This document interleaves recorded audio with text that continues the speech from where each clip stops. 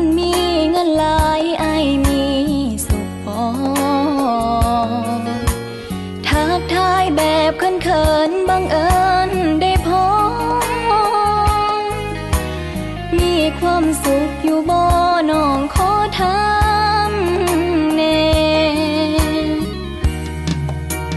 บ่มีความสุขเลยเด้อน้องลาทุกเวลาห่วงหาแต่เจ้าเอาแท้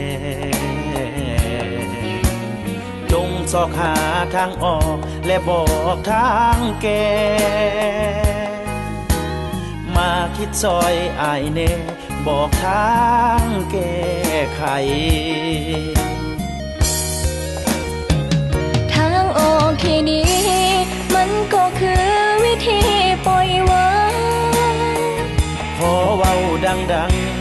วางบ่ได้คิดฮอดเจ้าหลาย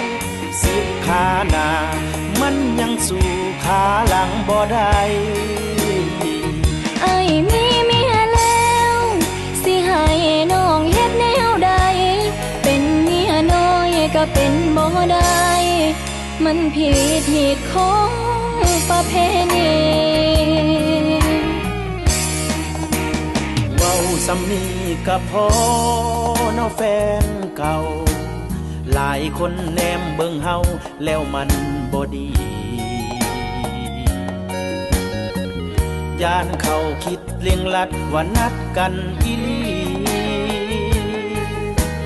แต่ความจริงมื้อนี้พบกันด้วยความบังเอิญก่อนจากขอย่องเขินย่องอีหยังน้อว่าสู้เพิ่นคนเก่าบ่ได้ดอกนา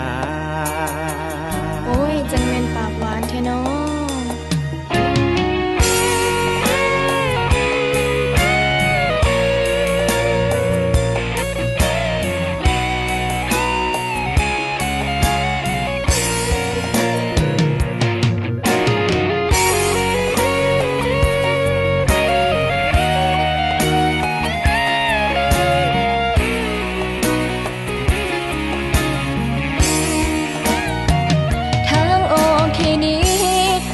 ก็คือวิธีปล่อยวาง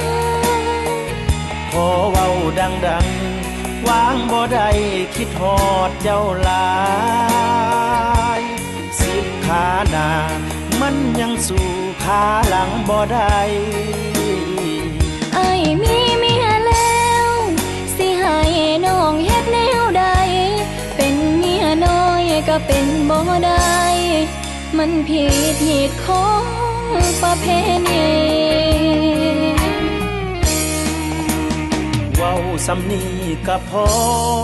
เนาะแฟนเก่าหลายคนแนมเบิ่งเฮาแล้วมันบ่ดีย่านเขาคิดเลียงลัดว่านัดกันอีหลีแต่ความจริงมื้อนี้พบกันด้วยความบังเอิญก่อนจากขอย่องเขินย่องอีหยังน้อว่าสู้เพิ่นคนเก่าบ่ได้ดอกนา